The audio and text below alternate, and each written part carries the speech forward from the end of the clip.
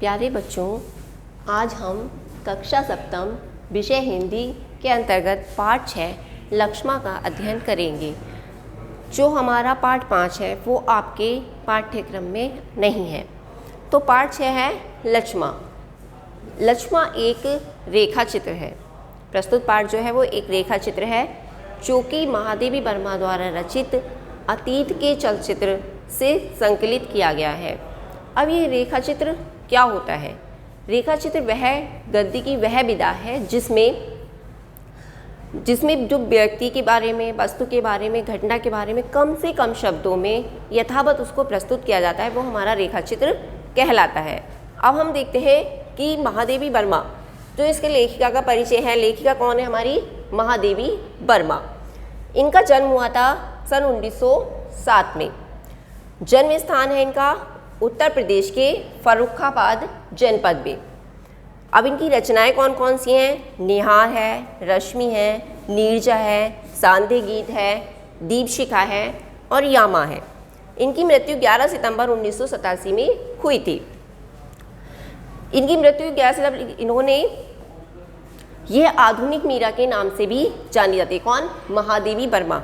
जो हमारी महादेवी वर्मा लेखिका हैं वो आधुनिक मीरा के नाम से भी जानी जाती है। आधुनिक मीरा जो है ये इन्होंने 1927 में इंटर किया। 1929 में इन्होंने इंटरमीडिएट की परीक्षा पास की और 1932 में इन्होंने एमए की परीक्षा पास की थी। अब हम पाठ के सारांश पर आते हैं कि पाठ में है क्या, पाठ किसके बारे में दिया गया है। तो पाठ में क्या आया है? पाठ में है अपनी लक्ष्मा।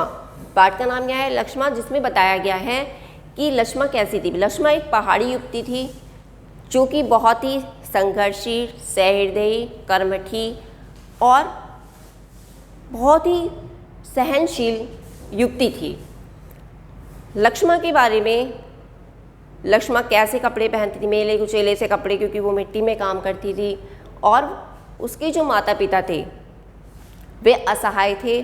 उसके पास भतीजा और भतीजी थी जिसका उसे पालन पोषण करना था, क्योंकि उसकी भौजाई की मृत्यु हो चुकी थी और उसके जो पिता थे वो, यानी उसके भाई, लक्ष्मा के भाई, वो विरक्त हो चुके थे।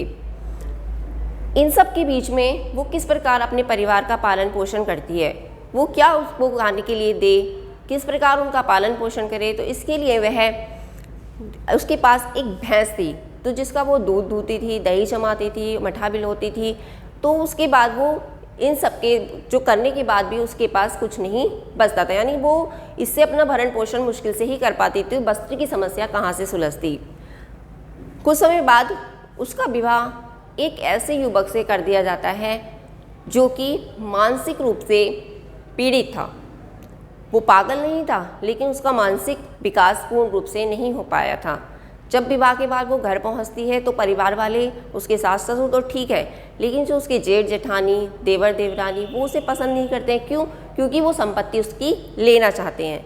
जब संपत्ति लेना चाहते हैं उसकी, तो वो कहते हैं कि जहाँ तक हो सके इसको छोड़कर चली जाए। तो वो बुद्धिमान थी तो वो उसको छोड़कर नहीं जाना चाहती थी। इसके लिए उसे मारा पीटा गया। मारा पीटने के बाद उसे घर से निकाल दिया गया। जब उसे घर से निकाल दिया गया तो वो जंगल में भटकते हुए बेहोश थी। तो उसके बाद जब उसे होश आया तो वो जंगल में भटकते इधर उधर घूमते हुए वो ऐसी जगह पे पहुंच जाती है जहां उसे की भूख लगती है। तो वो मिट्टी के गोले बना कर खा लेती है और वह फिर घूमते हुए इधर उधर बड़ी मुश्किल से ही अपने घर पर पहुँच पाती है। और जब वो घर पर पहुँचती है तो उसके पास उसके असहाय माता पिता होते हैं जिनकी उन्हें भरण पोषण करना था, और एक छोटा सा बालक जो उसकी भौजाई उसको छोड़कर चली गई थी, उसका भी पालन पोषण करना था।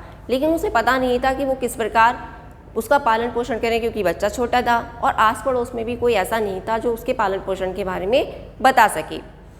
लक्ष्मा को नहीं पता था तो लक्ष्मा ने क्या करा कि एक कांच की शीशी लेती है वो, और उसको खाली करके, उसे साफ करके और कपड़े की बत्ती बनाकर उसको दूध की बोतल के रूप में उसको दूध पिलाने का काम करती है।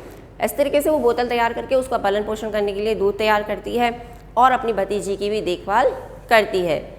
लेखिका जो महादेवी वर्मा है वही वो छात्रावास में रहकर पढ़ाई कर रही होती हैं। जब वो पढ़ाई कर रही होती हैं तो उनकी मुलाकात लक्ष्मा से होती है।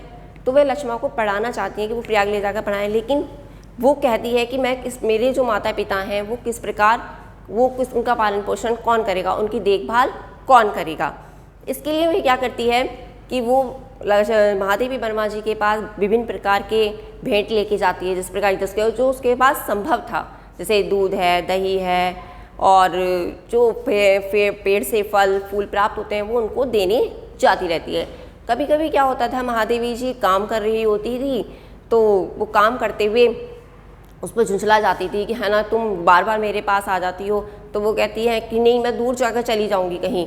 तो लेखिका ने जब ये कहा तो कहती है कोई बात नहीं है, आप कुटी बनाकर ऊपर रह लेना, लेकिन मैं आपके पास जो सामान मेरे पास होगा मैं आपको वहीं पर बाहर रखाऊंगी और मैं आपसे बात भी नहीं करूंगी। तो इस तरीके से वो उनको संतुष्टि देती है कि हाँ मैं आपको परेशान नहीं करूंगी। जब वो परेशान करने के लिए मना कर देती है तो वो कहती है कि ठीक है, तो वो उसको आने देती है। वो उनके पास काले अंगूर लेके आती है, कभी कुछ लेकर आती है, कभी कुछ लेकर आती है। इस तरीके से उनको वो पसंद करती है और कमाल लेखिका भी उनको बहुत पसंद करती है लक्ष्मण को। जब वो इस तरीके से उनका काम करती रहती है तो वो कहती है कि है ना किस प्रकार मैं इसको करूं, किस प्रकार इसको पढ़ाया जा सके, किस प्रकार इसके उपकारों को उतारा जा सके। तो वो कहती है, लेखिका उनके पास जाती है, लेखिका कहती है कि चलो तुम थोड़ा पढ़ लो। वो कहती है नहीं नहीं पढ़ा कहाँ जाएगा। तो इस प्रकार जब उनके जाने के दिन आने लगते हैं, वापस जाने के दिन आने लगते हैं, तो वो परेशान हो जाती है कि ये वापस चली जाएंगी। उससे पहले उनके जो ससुराल वाले उन्हें पता चल जाता है कि वो मरी नहीं है। कौन? लक्ष्मण। जब उन्हें पता चल जाता है तो वो उसे बुलाने के लिए सगे संबंधियों के साथ उसको बुलाने के लिए आते हैं। तो बुलाने के लिए आते हैं तो वो कहते हैं कि चलो। तो वो कहती है नहीं मैं अपने पति को अपने पास रख लूँगी और उसको चाहे मैं कुछ नहीं खाऊं लेकिन अपने पति को खाने के लिए दूंगी, मैं चाहे नीचे सोऊं लेकिन अपने पति के लिए चारपाई की व्यवस्था करूंगी। मतलब हर तरीके से वो उनकी सुविधा का ध्यान रखती है। लेकिन उसके परिवार वाले चाहते हैं कि नहीं ये वहीं जाकर रहे। जब वो इस तरीके से मना कर देती है तो वो वापस चले जाते हैं। इस तरीके से उसके भावों का पता चलता है कि वो किस तरीके से अपने पति के विषय में भाव रखती है। उसके बाद एक बार क्या होता है कि लेखिका एक चित्र बना रही होती है, हिमालय का चित्र बना रही होती है। तो वो कहती है, लक्ष्मण कहती है उनसे कि मुझे भी एक नीला सा कागज़ ला कर दो और सफ़ेद कागज़ लाओ, हरा कागज़ लाओ, ताकि मैं उसको बना सकूं। जब वो कहती है कि मैं बना लूँगी तो वो उसके जो लेखिका उनके मन में विचार आते हैं कि हाँ इसके मन में भी कल्पना की बहुत ज़्यादा शक्ति है और वो उसको समझती हैं कि हाँ वाकई में ये कुछ कर सकती है। लेकिन जैसे जैसे दिन निकलते जाते हैं ऐसे एक दिन लेखिका के जाने का दिन आ जाता है। तो वो कहती हैं कि है ना लेखिका जाने के लिए अपना सामान बांधती रहती हैं। तो बार बार जैसे होता है कि हमारे घर में कोई जा रहा होता है तो हम भी बार बार ऐसे करते हैं कि सामान बांध रहा होता है तो उसके पास जाते हैं, कभी किसी बहाने से जाते हैं, कभी किसी। तो इसी तरीके से लक्ष्मण भी लेखिका के पास बार बार जा रही थी कि कभी किसी कोई सामान रखने के लिए आ जाती थी, कभी किसी सामान को रखने के लिए आ जाती थी। और जब वह वो छोड़ने लगी, स्थान छोड़ने के लिए जाने लगी, तब वो कहती हैं कि चलो अब वापस लौट जाओ यहाँ से। तो वो उसको एक टकी से देखती रहती है और अश्रुओं की धारा उसके आंसुओं से बहने लगती है। वो नहीं चाहती है कि वो वहाँ से जाए, लेकिन वो उन्हें जाना पड़ता है और वह अपने घर वापस लौट आती हैं। और वो लक्ष्मण के बारे में सोचती रहती है कि लक्ष्मण किस प्रकार रह रही होगी, किस प्रकार कर रही होगी। और उसको तो वो तो अनपढ़ है, उसको तो पढ़ना लिखना भी नहीं आता, वो चिट्ठी कैसे भेजेगी। और इसी विचार करते हुए जब सर्दियों के दिन आते हैं तो वो बाहर निकलती तो कहती है किस प्रकार वो पहाड़ी इलाके में रह रही हुई लक्ष्मण किस प्रकार कार्य कर रही होगी, उसको तो पढ़ना लिखना भी नहीं आता, वो चिट्ठी किस प्रकार लिखेगी। ये था आपकी कहानी का सारांश। अब जो आपके प्रश्नोत्तर हैं और आपकी अभ्यास कार्य है वो आपको PDF के माध्यम से भेज दिया जाएगा। धन्यवाद।